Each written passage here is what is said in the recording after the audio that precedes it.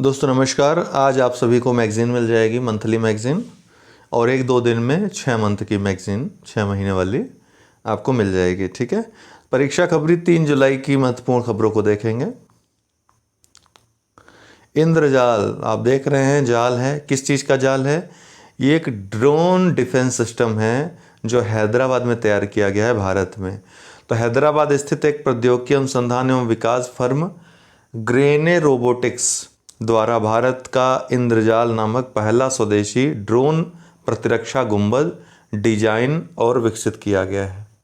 तो ये ड्रोन प्रतिरक्षा गुंबद है, ड्रोन डिफेंस डोम है, जिसको डिजाइन और विकसित किया गया है। कहाँ पे पूछेगा? हैदराबाद में।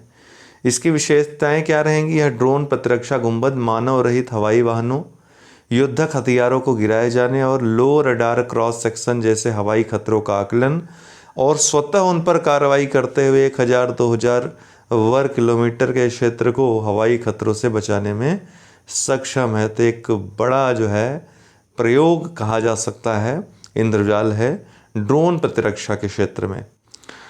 सरल संचार पोर्टल, दूरसंचार विभाग ने सरल संचार पोर्टल का भी विस्तारीकरण किया है। तो हाल ही में दूरसंचार विभाग द्वारा सरल संचार पोर्टल का विस्तार किया गया है। सरल जिसको simplified application for registration and licence कहते हैं, विभिन्न प्रकार के लाइसेंस और पंजीकरण प्रमाण पत्र जारी करने के लिए एक वेब आधारित पोर्टल है। इस पोर्टल से निम्नलिखित प्रकार के लाइसेंस प्राधिकरण जारी किए जाएंगे। कौन कौन? एकीकृत लाइसेंस, जितने प्रकार के भी लाइसेंस जारी होते हैं लोगों को। एकीकृत licence virtual network operator, WPC licence, wireless योजना और समन्वय, ये सभी इसके द्वारा प्रदान किए जाएंगे। कुवेम्पू पुरस्कार 2020, कुवेम्पू पुरस्कार, कुवेम्पू के बारे में भी पूछ सकता है, ध्यान रखिएगा। महान कवि और कन्नड़ साहित्य के ये 20वीं शताब्दी के सबसे सर्वश्रेष्ठ कवि इनको माना जाता है। पहले ऐसे कन्नड़ कवि थे जिनको ज्ञानपीठ पुरस्कार मिला था। इसके अलावा पद्म भूषण और पद्म विभूषण पुरस्कार भी इनको मिल चुका है। तो इनके नाम से ही एक ट्रस्ट बना है जो राष्ट्रीय पुरस्कार के रूप में कुवेम्पू पुरस्कार प्रतिवर्ष देता है। इस बार पुरस्कार 2020 वाला चूँकि कोविड रहा तो देरी हुई देने में, तो जो दिया गया है उड़िया कवि डॉक्टर राजेंद्र किशोर पांडा को कुवेम्पू पुरस्कार 2020 के लिए चुना गया है। किसको? उड़िया कवि डॉक्टर राजेंद्र किशोर पांडा को। First movable fresh water tunnel aquarium, Indian railway में ये एक्वेरियम बनाया गया है। कहाँ? बेंगलुरु में। तो हाल ही में भारतीय रेलवे ने कहाँ पर पूछेगा डायरेक्ट प्लेन्स में, बेंगलुरु रेलवे स्टेशन पर देश के first movable fresh water tunnel aquarium की स्थापना की है। आप देख सकते हैं इस तरह के टनल की, कितना सुंदर लग रहा है कि नहीं। तो क्रांतिवीर संगोली रायन्ना रेलवे स्टेशन, ध्यान रखिएगा, क्रांतिवीर संगोली रायन्ना रेलवे स्टेशन, जिसे बेंगलुरु सिटी रेलवे स्टेशन के नाम से जाना जाता है। दोनों में से कोई भी पूछ लेगा, इसलिए मैं दोनों का नाम आपको बता रहा हूँ। यह भारत का पहला ऐसा रेलवे स्टेशन बन गया है जिसमें वो movable fresh water tunnel aquarium है। भारतीय रेलवे स्टेशन विकास निगम लिमिटेड द्वारा HNI एक्वाटिक किंगडम के सहयोग से यह एक्वेरियम खोला गया है। यह एक्वेरियम अमेजॉन नदी, जो दक्षिण अफ्रीका की सबसे बड़ी नदी और विश्व की सबसे लंबी नदी है ना, सबसे बड़ी नदी है, सॉरी, लंबी तो नील है, सबसे बड़ी नदी है जिसका बेसिन सबसे बड़ा है, अवधारणा पर आधारित अपनी तरह का एक जलीय पार्क है। तो इसकी अवधारणा किस पे आधारित है ये भी पूछ सकता है मैं भी। तो अमेजन नदी, दक्षिण अमेरिका की जो नदी है, विश्व की सबसे बड़ी बेसिन नदी, सबसे बड़ी नदी है। तो इसकी अवधारणा पर आधारित अपनी तरह का एक जलीय पार्क है। वन महोत्सव 2021, वन महोत्सव के बारे में आपको पता होगा कि सबसे पहले 1950 में रफ़ी अहमद किदवई ने इसको मनाया था वन और वन्य जीवों की रक्षा के लिए। लेकिन इसके सूत्रपात की, वन महोत्सव को मनाए जाने के सूत्रपात का अगर किसी को श्रेय जाता है तो कन्हैया लाल मणिक लाल मुंशी, जो उस तत्कालीन कृषि मंत्री थे 1960 के दशक में, तब से रेगुलर इसको धूमधाम से पूरे देश में मनाया जाता है वन महोत्सव को। 1 से 7 जुलाई 2021 इस बार, मतलब प्रत्येक वर्ष 1 से 7 जुलाई इसकी टाइमिंग रहती है जब वन महोत्सव मनाया जाता है ना। तो केंद्रीय मंत्री प्रकाश जावड़ेकर ने की वन महोत्सव की शुरुआत। केंद्रीय मंत्री सूचना व प्रसारण और पर्यावरण मंत्री प्रकाश जावड़ेकर ने कहा कि प्रधानमंत्री के नेतृत्व में देश में 15,000 वर्ग किलोमीटर वन संपदा बढ़ी है। वन महोत्सव 1 सप्ताह तक चलने वाला त्यौहार है, 1 से 7 जुलाई तक। प्रकाश जावड़ेकर का कहना है कि वृक्ष लगाने का यह सबसे अनुकूल समय है। उन्होंने यह भी कहा कि केवल वृक्ष लगाना महत्वपूर्ण नहीं है, बल्कि उनकी देखभाल करना भी महत्वपूर्ण है। 3 वर्ष तक पेड़ों की देखभाल करना, उन्हें ठीक से पानी देना, उनकी मिट्टी को ठीक करना और खाद आदि देना जरूरी है। बहुत सारे लोग फ़ोटो खिंचवाने के लिए पौधे तो लगा देते हैं, लेकिन फिर उसके बाद भूल जाते हैं, और वो वृक्ष जो है अपने से आत्मनिर्भर अगर रहा तो ठीक है, नहीं तो फिर सूख जाएगा। हाल ही में विश्व स्वास्थ्य संगठन द्वारा किस एशियाई देश को मलेरिया मुक्त घोषित किया गया है? चीन को मलेरिया मुक्त घोषित किया गया है WHO के द्वारा। तो विश्व स्वास्थ्य संगठन द्वारा चीन को आधिकारिक तौर पर मलेरिया मुक्त के रूप में प्रमाणित किया गया है।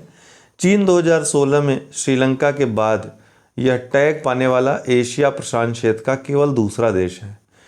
चीन ने लगातार 4 वर्षों तक 0 स्वदेशी मलेरिया के मामले दर्ज किए हैं। तो 2016 के बाद श्रीलंका को और चीन को, इन्हीं दोनों देशों को मिला है, इसलिए महत्वपूर्ण प्रश्न बन सकता है। भारत में आपातकालीन उपयोग लाइसेंस प्राप्त करने वाला पहला mRNA टीका कौन सा है?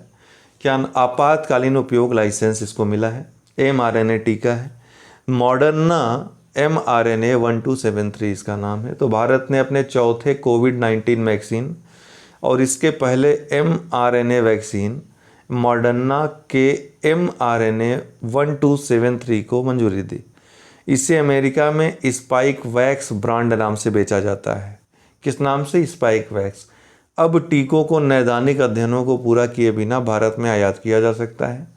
मॉडर्ना वैक्सीन, जिसकी प्रभावशीलता 94.1% है, भारत में भारतीय फार्मा कंपनी सिप्ला के माध्यम से ये उपलब्ध होगी, उसके द्वारा उत्पादित की जाएगी। भारतीय वायुसेना के नए उप प्रमुख के रूप में निम्न में से किसे नियुक्त किया गया है? तो विवेक राम चौधरी, इन्हें भारतीय वायुसेना के नए उप प्रमुख हैं। तो उन्होंने एयर मार्शल हरजीत सिंह अरोड़ा की जगह ली। अब आपसे यहाँ प्रश्न पूछेंगे, एयर चीफ मार्शल कौन है वर्तमान में? हालांकि ये प्रश्न पूछा नहीं जाएगा आपसे, किंतु मैं पूछ रहा हूँ, कमेंट बॉक्स में जवाब दीजिए, थोड़ा सा एक्टिविटी बनी रहेगी आपसे। निम्न में से कौन से देश की क्रिकेट टीम भारत को पीछे छोड़कर सबसे ज़्यादा वनडे मैच हारने वाली दुनिया की पहली टीम बन गई है? ध्यान रखिएगा, श्रीलंका। तो यह क्रिकेट टीम भारत को पीछे छोड़कर सबसे ज़्यादा वनडे मैच हारने वाली दुनिया की पहली टीम बन गई है। भारत दूसरे स्थान पे है सबसे ज़्यादा वनडे मैच हारने के मामले में, दूसरे नंबर पे श्रीलंका हो गया है। ग्लोबल स्टार्टअप, नहीं सॉरी, श्रीलंका सबसे ज़्यादा हो गया है, भारत दूसरे स्थान पे है। ठीक है, अभी तक पहले स्थान पे भारत था। ग्लोबल स्टार्टअप इकोसिस्टम इंडेक्स में भारत को निम्न में से कौन सा स्थान प्राप्त हुआ है? तो 20वां स्थान इसमें भारत को प्राप्त हुआ है। स्टार्टअप ब्लिंक द्वारा ग्लोबल स्टार्टअप इकोसिस्टम इंडेक्स 2021 में शीर्ष 100 देशों में भारत 20वें स्थान पर है। देश 2019 में अर्थात 17वें स्थान पे था और इस बार 20वां स्थान है, तो लुढ़क गया है 3 स्थान, जिसके बाद यह 6 स्थान नीचे गिरकर 2020 में 23वें पे रहा था। 2020 में 23वें पे रहा था। और रिपोर्ट के मुताबिक भारत को अपने स्टार्टअप पारिस्थितिकी तंत्र को और मजबूत करने के लिए अपने बुनियादी ढांचे और इंटरनेट की गति को बेहतर बनाने की ज़रूरत है। तो 2021 में 20वें पे, 2019 में 17वें पे था और 2020 में 23वें पे था। इस तरह से 2021 में रैंकिंग में इजाफा हुआ है, रैंकिंग में सुधार हुआ है। ठीक है। केंद्रीय मंत्रिमंडल ने देश के कितने राज्यों में सार्वजनिक निजी भागीदारी के माध्यम से भारत नेट की संशोधित कार्यान्वयन रणनीति को मंजूरी प्रदान की है? कितने राज्यों में? कुल 16 राज्यों में PPP के माध्यम से भारत नेट को की संशोधित कार्यान्वयन रणनीति की मंजूरी प्रदान की है। तो भारत नेट का अब इन 16 राज्यों में ग्राम पंचायतों से अलग सभी आबादी वाले गांवों तक विस्तार किया जाएगा। इन पीपीपी मॉडल के लिए अनुमानित अधिकतम व्यवहार्यता अंतरकोष के लिए 19,041 करोड़ रुपए स्वीकृत किए गए हैं। भारत नेट क्या है ये भी जानते रहिए। भारत नेट विश्व की सबसे बड़ी ब्रॉडबैंड नेटवर्क परियोजना है। इसमें गांवों को, ग्राम पंचायतों को नेट के माध्यम से जोड़ा जाएगा, इंटरनेट की सुविधा प्रोवाइड कराई जाएगी और इसके तहत 2.5 लाख से अधिक ग्राम पंचायत जो हैं भारत के, उसमें ऑप्टिकल फाइबर के जरिए, ऑप्टिकल फाइबर क्या होता है, सिलिकॉन की पतली पतली रॉड होती है जो टोटल इंटरनल रिफ्लेक्शन पे आधारित होती है, ये भी पूछता है, पूर्ण आंतरिक परावर्तन पे आधारित होती है, कार्य करती है।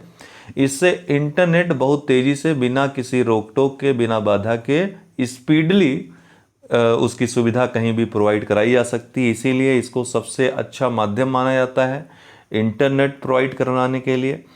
तो भारत नेट परियोजना के तहत 2.5 लाख से अधिक ग्राम पंचायतों को ऑप्टिकल फाइबर के जरिए हाई स्पीड ब्रॉडबैंड किफ़ायती दरों पर उपलब्ध कराया जाता है या जाएगा। और इसके तहत ब्रॉडबैंड की गति भी पूछ सकता है, कितनी लक्ष्य रखा गया है, तो 2 MBPS से 20 MBPS तक ये गति प्रदान की जाएगी। ओके, तो ये सब चीज़ें। Thanks for watching. आज के लिए इतना ही दोस्तों, बहुत बहुत धन्यवाद।